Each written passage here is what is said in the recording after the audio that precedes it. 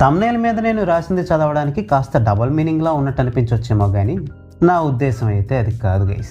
బేసిక్గా ఇది ఎలాంటి మూవీ అంటే, ఈ మూవీలో ఏది రివీల్ చేసినా కూడా స్పాయిలర్స్ చెప్పేసినట్టు అయిపోతుంది కాబట్టి దేని గురించి కూడా ఓపెన్గా మాట్లాడలేము. అలా అని ఈ మూవీ ఒక పర్ఫెక్ట్ థ్రిల్లరా అంటే అది కూడా కాదు. సో గుట్టు విప్పకుండా ఈ మూవీలో ఉన్న లోపాల గురించి చెప్పడం కొంచెం కష్టమైనా కూడా వీలైనంత వరకు మెయిన్ ట్విస్ట్లు ఏమీ రివీల్ చేయకుండా ఈ మూవీలో నాకు నచ్చిన మరియు నచ్చని విషయాల గురించి మీకు చెప్పడానికి ట్రై చేస్తా. ఈ మూవీ స్టార్ట్ అవడం అయితే ఒక ఇంట్రెస్టింగ్ నోట్లోనే స్టార్ట్ అవుతుంది. సెన్సేషనలిజమే ప్రధాన ఎజెండాగా భావించే ఒక టీవీ స్టూడియోలో ఒక టాక్ షో జరుగుతుంటుంది. అన్స్టాపబుల్ కేటీయూసీ షోస్లో ఎలా అయితే ఒక లిమిటెడ్ నెంబర్ ఆఫ్ ఆడియన్స్ని కూర్చోబెడతారో, ఈ టాక్ షోలో కూడా అలానే కొంతమంది ఆడియన్స్ని కూర్చోబెట్టి ఒక టాప్ హీరోతో ఇంటర్వ్యూ చేస్తుంటారు.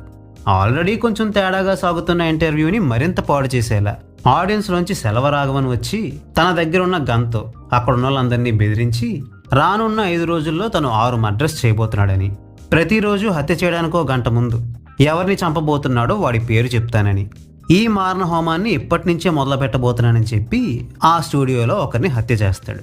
ఇంతకీ సెల్వరాఘవన్ ఆ స్టూడియోలో చంపింది ఎవరిని, ఇతని హిట్ లిస్ట్లో ఉన్న ఆ మిగతా 5 ఎవరు, వాళ్ళని ఎక్కడ చంపుతున్నాడు, ఎలా చంపుతున్నాడు, అసలు ఎందుకు చంపుతున్నాడు అన్న మిస్టరీని మన హీరో ఎలా ఛేదించాడు అన్నదే ఈ మూవీ యొక్క స్టోరీ వినడానికి ఇంట్రెస్టింగ్గానే ఉంది. మూవీ కూడా చాలా వరకు ఇంట్రెస్టింగ్గానే ఉంటుంది. కానీ ఆ మధ్యలో ఏవైతే కన్వీనియన్స్ ప్రోమాక్స్ సీన్లు, సెటప్లు, సిచ్యువేషన్లు వస్తుంటాయో అవి మాత్రం ఈ మూవీకి మేజర్ డ్రాబ్యాక్స్గా మారాయి. ఒక టీవీ స్టూడియోలోకి గన్ను పట్టుకెళ్ళడం అంత ఈజీనా? ఒకవేళ పట్టుకెళ్ళినా కూడా అంతమందిని ఆ గన్తో కంట్రోల్ చేయడం పాసిబులా? సెల్వరాఘవన్ ప్లాన్ చేసిన మర్డర్స్ అన్నీ కూడా యాజ్ ఇట్ ఈజ్గా అలానే జరిగిపోవడం, ఈ కేసుని ఎవరు డీల్ చేస్తారో కూడా సెల్వరాఘవన్ ముందే ప్రెడిక్ట్ చేసేయడం చూస్తున్నప్పుడు ఏదీ రివీల్ చేయకుండా ఉండడం వల్ల అన్ప్రెడిక్టబుల్గా ఇంట్రెస్టింగ్గా మూవీ వెళ్తుంది. కానీ లాజికల్గా చూస్తే మాత్రం ఈ మూవీలో చాలా లోపాలు ఉన్నాయనిపిస్తుంది. ఇక ఫైనల్గా అసలు ఇదంతా ఎందుకు జరుగుతుందోనన్న రీజన్ని రివీల్ చేసినప్పుడు మనకు ఒక్కసారి మైండ్ బ్లాక్ అవుద్ది, but not in a good way.